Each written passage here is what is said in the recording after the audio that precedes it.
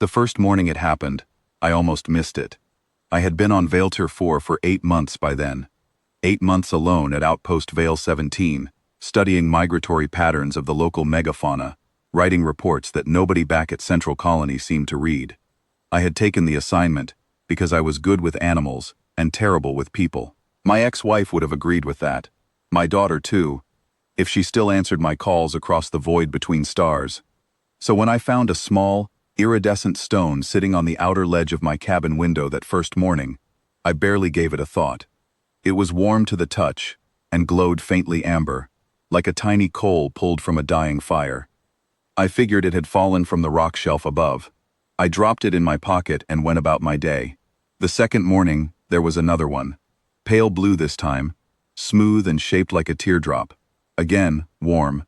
Again, perfectly placed in the center of the ledge, as though someone had set it there with care. Now I was curious. I rigged a basic motion sensor camera outside the window and let it run overnight. The next morning, I sat down with my coffee and played the footage back, expecting to see a rock lizard, or maybe one of the burrowing beetles that liked shiny things. What I saw instead made me set my coffee down very slowly. It was a drake hatchling.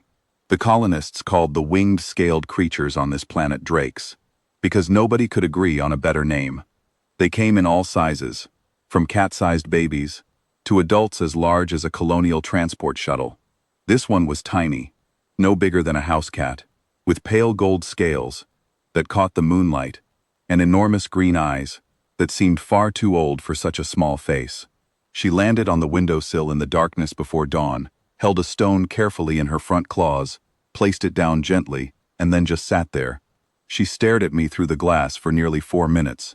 I was asleep on the other side, completely unaware. Then she spread her wings and disappeared into the night. I watched that footage 3 times. Drakes were classified as semi-intelligent, somewhere between wolves and dolphins. They did not bring gifts. They did not stare through windows. Nothing in 30 years of colony records described anything like this. I felt something shift inside my chest that morning, something I had not felt in a long time. I whispered at the screen, "What are you doing, little one?" I named her Ember. She came back every morning after that, and every morning she brought something new. A curled feather from a native bird, still fresh. A fragment of crystallized tree sap, golden and flawless. A perfectly round river pebble, polished smooth by centuries of water. Each gift was placed with the same deliberate care, and each time she stayed to watch me through the glass before flying away. I started talking to her. I know how that sounds. A lonely man on a distant planet, talking to a creature through a window. But she would tilt her head when I spoke. She would blink slowly. She listened. I began leaving things for her in return. A small dish of water, dried protein rations from my supplies. She took them every time. On the 9th morning, she brought something that made the hair on my arms stand up. It was a sliver of metal, thin and corroded green with age. It was not natural. It looked machined, manufactured, impossibly old. I turned it over in my hands and could not explain it. On the 13th morning, she brought a small bone etched with markings. Not scratches, not tooth marks. Markings. Deliberate, patterned, almost like writing. On the 14th morning, she brought a chunk of ore that my portable spectrometer could not identify. The device just returned errors, as if the mineral did not exist in any human database. I reported everything to Dr. Lena Vasic, the chief xenozoologist at Central Colony. She told me it was probably nesting confusion. The hatchling had likely lost its mother, and was treating my warm-lit window as a surrogate nest marker. She told me to document it, but not to interfere. I did not listen. The next morning, I opened the window. Ember froze on the ledge. We stared at each other for a long, breathless moment. Then she stepped forward and placed her gift. A tiny, opalescent shell from a cave-dwelling creature found only 50 kilometers away in the deep mountain systems, directly into my open palm. Her claws were warm against my skin. Her green eyes looked up at me, vast and ancient, in a way that made no sense for a creature so young. She chirped once, softly, and flew away. No animal on any world I have ever studied has handed me something. They drop things, they leave things, but they do not place an object into your hand while watching your face. That is not instinct. That is intention. That night, I laid all 14 gifts out on my desk. I do not know what made me try arranging them differently, but I started moving them around, grouping them by color, by weight, by type. When I placed them in a spiral pattern, something happened that made my hands shake. The metal shard and the crystal and the strange bone aligned. The etchings on the bone continued the pattern on the shard, like pieces of a puzzle sliding together. I stepped back from the desk and stared. These were not gifts. They were components. 3 days later, Ember brought something alive. A tiny bioluminescent moth, cupped gently in her claws, completely unharmed. She released it inside my cabin. It flew straight to my desk, straight to the unidentified ore, and landed on it. The ore began to glow. The moth's light pulsed once, twice, and then transferred into the mineral. The moth went still and dark. I pressed my back against the wall. My heart was beating so hard I could hear it. I am not smart enough for what is happening here, I said out loud to an empty room. I dove into every record the colony had.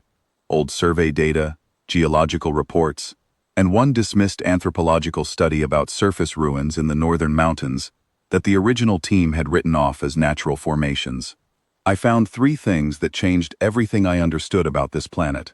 First, there were massive artificial structures buried under the northern mountains, older than anything the colony had ever documented. Second, the Kethvari, an insectoid species living on the planet's southern continent, had an ancient myth cycle about the drakes. They called them Aelvithra, which roughly translates to those who remember. Third, the Kethvari absolutely refused to go north. When their ambassadors were asked why, they said simply, "The rememberers still grieve." I went to Central Colony and demanded access to the full original survey records.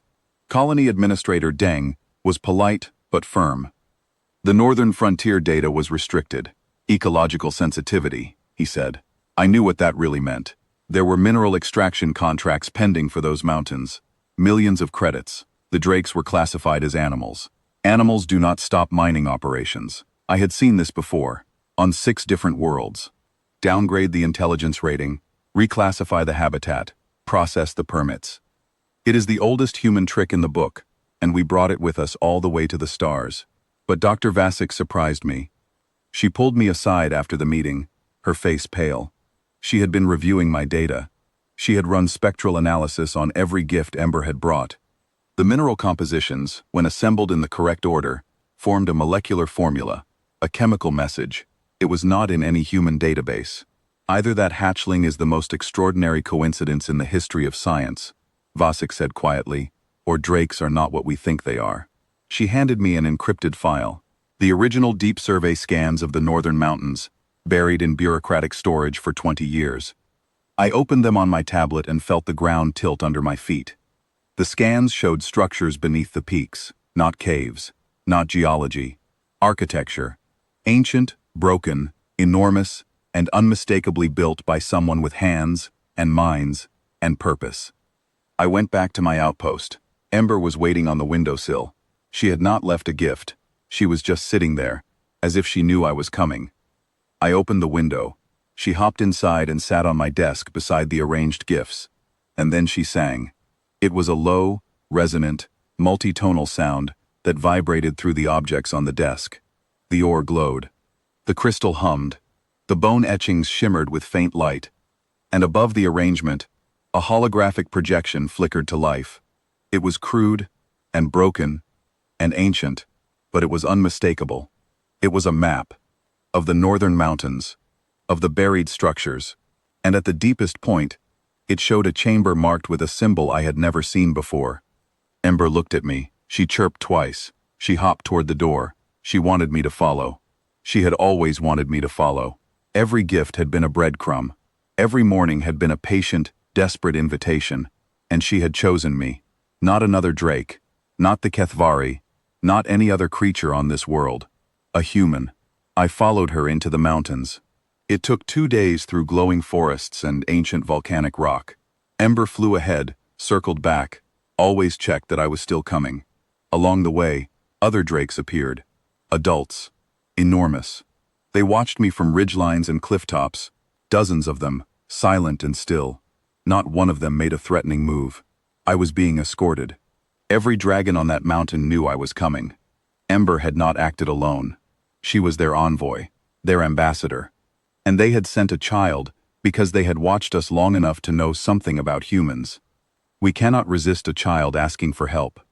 Ember led me into a cave system that opened into the buried ruins. The architecture took my breath away. Vaulted ceilings carved with spiraling patterns. Walls embedded with crystalline circuits that still faintly pulsed with light after millions of years. This was not a nest. This was a civilization. In the deepest chamber, the walls were covered in preserved holographic records. Visual histories that played when I entered, as if they had been waiting for an audience. I watched them, and the truth finally became clear. The Drakes were once a spacefaring civilization.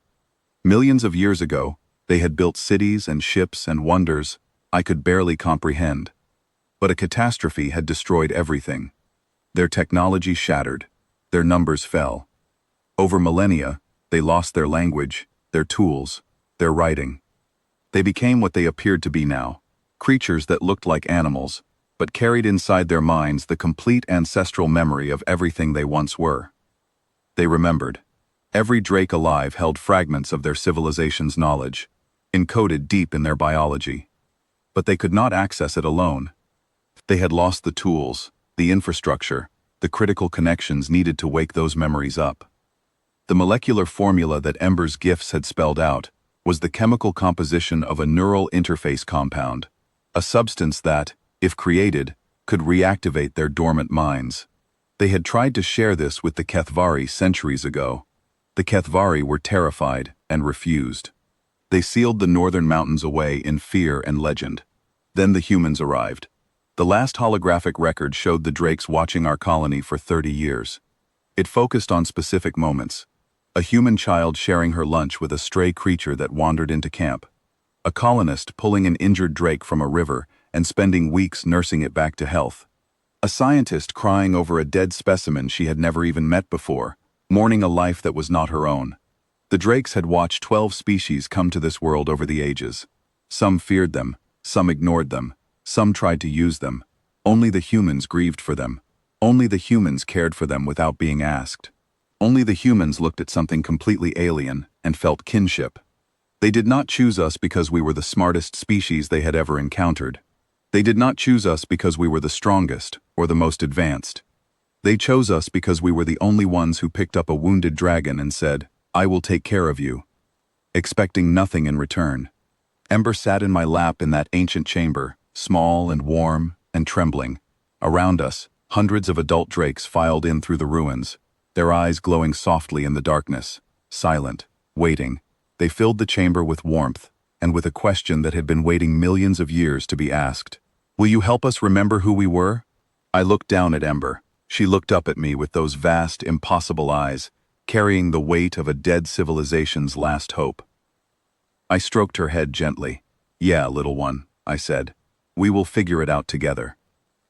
6 months later, my outpost had become the center of the most important discovery in human history. A team of chemists, neurologists, and xenobiologists worked day and night to synthesize the compound. The mining contracts were suspended. The Galactic Xenological Council issued the first-ever classification of dormant sapient emergent, a category that had never existed before, because no one had ever imagined it could. Ember still brings me a gift every morning, but they are different now. Wildflowers, pretty stones, once a live frog that escaped and caused absolute chaos in the lab for 2 hours. These are not components. They are not messages. They are just gifts. From a friend who chose me before I knew I needed choosing. The galaxy is full of species that conquer. Species that trade and calculate and expand with cold efficiency. And then there are humans. The species that will cross a galaxy to study a creature, cry when it passes, and move heaven and earth to help it when it asks. They call it sentimental. They call it inefficient. They call it irrational. A million-year-old civilization called it hope.